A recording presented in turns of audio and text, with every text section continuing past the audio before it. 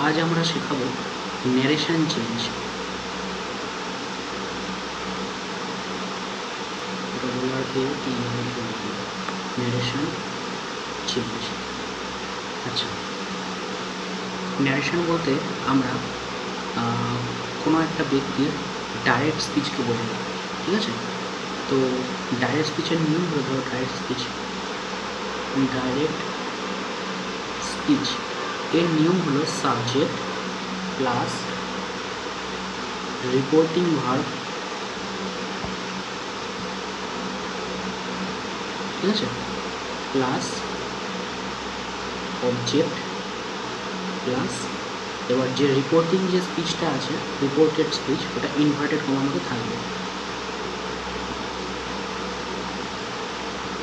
Reported speech, তো এখান থেকে আমাকে করতে হয় ইনডাইরেক্ট স্পিচে করতে হয়,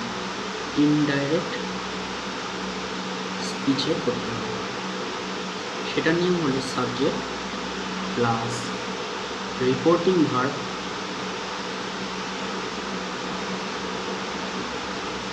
প্লাস লিঙ্কার। এই লিঙ্কারটা মেবি দ্যাট হতে পারে, ইফ হতে পারে, ওয়েদার হতে পারে, প্লাস এবার যেটা রিপোর্টেড স্পিচ ছিল ওটাকে ইনডাইরেক্ট স্পিচে লিখতে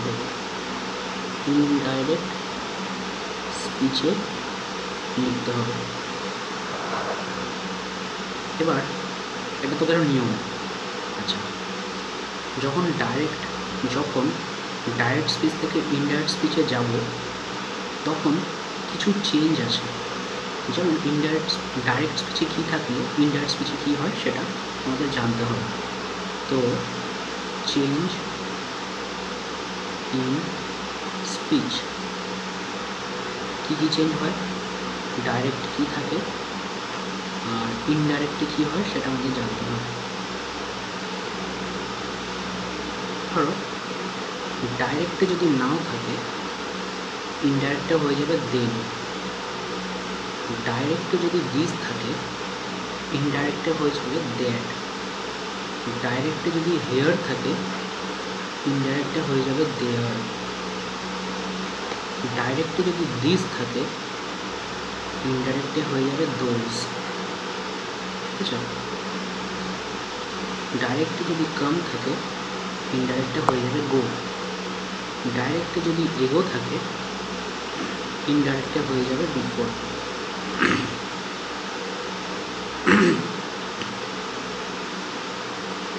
ডাইরেক্টে যদি টুডে থাকে, ইনডাইরেক্টে হয়ে যাবে দ্যাট ডে। ডাইরেক্টে যদি টুমোরো থাকে, ঠিক আছে, আর ইনডাইরেক্টে হয়ে যাবে দ্য নেক্সট ডে। আচ্ছা, ডাইরেক্টে যদি ইয়েস্টারডে থাকে, ইনডাইরেক্টে হয়ে যাবে দ্য প্রিভিয়াস ডে। তো এই চেঞ্জগুলো ডাইরেক্ট থেকে ইনডাইরেক্টে করতে গেলে করতে হবে। আচ্ছা, এইবার ডাইরেক্ট স্পিচ।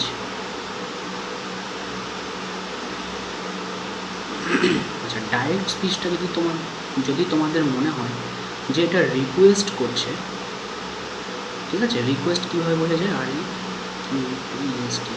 রিকোয়েস্ট কীভাবে বোঝা যায়, যখন ডাইরেক্ট স্পিচে প্লিজ কথাটা থাকে, ঠিক আছে, তো তখন হয়ে যাবে, তখন প্লিজ তো আর আসবে না, আমি তো ইনডাইরেক্টলি বলছি, তখন সেই জায়গায় চলে আসবে রিকোয়েস্টেড টু, ঠিক আছে? আবার ডাইরেক্ট স্পিচে যদি কোশ্চেন থাকে, ঠিক আছে, তো কোশ্চেন কি দেখে বুঝবে, এরকম মার্কস দেখে তুমি বুঝে যাবে যে জিনিসটা কোশ্চেন আছে, তখন হয়ে যাবে আস্কড টু, ঠিক আছে? আচ্ছা, ডাইরেক্টে যদি এক্সক্লামেটরি সেন্টেন্স থাকে, এক্সক্লামেটরি সেন্টেন্স কী দিয়ে বোঝা যায়, এই চিহ্নটা দিয়ে বোঝা যায়, মানে বিস্ময়বোধক বাক্য, তখন সেটা হয়ে যাবে এক্সক্লেমড উইথ, চলে আসবে ঠিক আছে।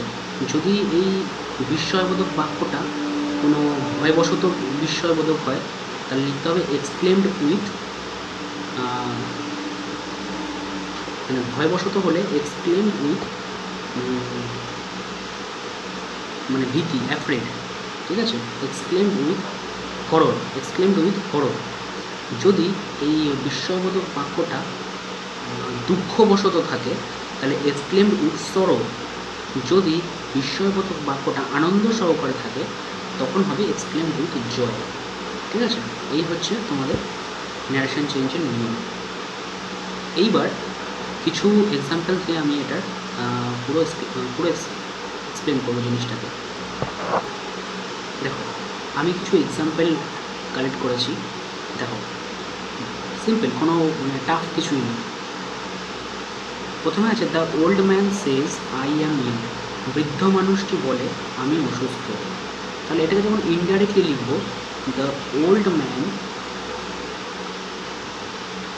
সেজ, ইনভার্ট কমা উঠে যাবে, এখানে একটা দ্যাট চলে যাবে, দ্যাট মানে যে, আইটা হয়ে যাবে হি ইজ ইন। আচ্ছা, আরেকটা জিনিস, এই ইজটা কী করে লিখলাম? অ্যামের জায়গায় এসে যেহেতু হি আছে, এর পরে ইজ বসে, এর পরে তো অ্যাম বসে না, এর পরে ইজ বসে। তো অ্যাম, ইজ, আর, ওয়াজ, ওয়াই টেন্সগুলো কী দেখে বুঝবো? মেন সেন্টেন্সটার এই ভাগটা দেখে বুঝে যাবে। তো এখন কি দাঁড়ালো জিনিসটা? The old man says that he is ill. বৃদ্ধ মানুষটি বলে যে সে হয় অসুস্থ। তার কথাটা আমি ইনডাইরেক্টলি বললাম, ঠিক আছে। তারপরে আছে Nandini said where are you coming from. দেখো, একটা কোশ্চেন মার্ক আছে।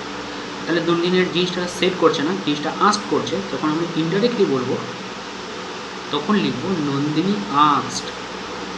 কি আস্ক করেছিল? তোমরা কোথা থেকে আসছো? From where, from where you, ইউটা তখন থাকবে না, দে হয়ে যাবে, দে, আরটা হয়ে যাবে ওয়ার, কামিং। তাহলে এর মানেটা কি? Nandini asked from where they were coming. Nandini জিজ্ঞাসা করেছিল কোথা থেকে তারা আসছিল। ঠিক আছে, ইনডাইরেক্টলি হয়ে গেলো, এই শব্দটাকে ইনডাইরেক্টলি করলাম। আচ্ছা, তারপরে আছে the teacher said sit down. Teacher বললো বসে পড়ো। তাহলে টিচার অ্যাকচুয়ালি কী করলো? অর্ডার করলো। তাহলে লিখতে হবে দ্য টিচার অর্ডার্ড। কিসের অর্ডার করেছিল? To sit down.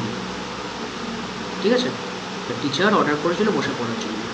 Tarun said to Shobhan what a reasoning. Tarun শোভনকে বলেছিল কি রিজনিং এটা। ঠিক আছে, তো এটা বিস্ময়বোধক বাক্য, এটাও এক্সক্লেমেটারি মার্কস আছে, এটাও এক্সক্লেমেটারি মার্কস আছে। ঠিক আছে, তো এরকমভাবে লিখতে হবে তরুণ এক্সক্লেমড,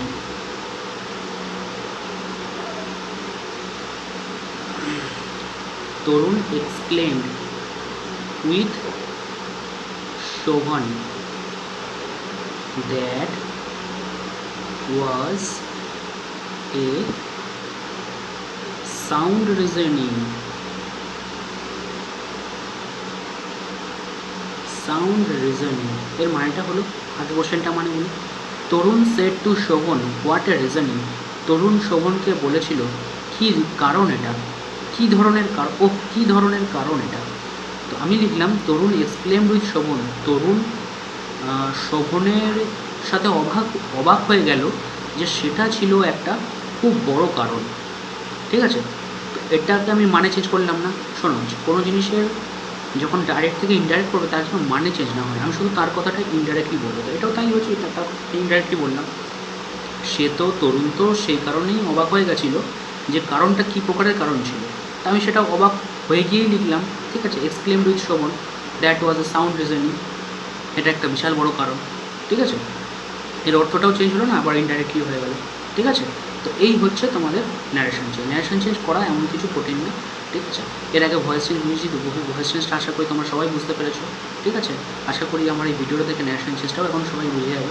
আর ন্যারেশন চেঞ্জটা নর্মালি ক্লাস 7, 8, 9, 10, 11, 12 সব ক্লাসে ন্যারেশন চেঞ্জটা রয়েছে। ঠিক আছে, থ্যাংক ইউ।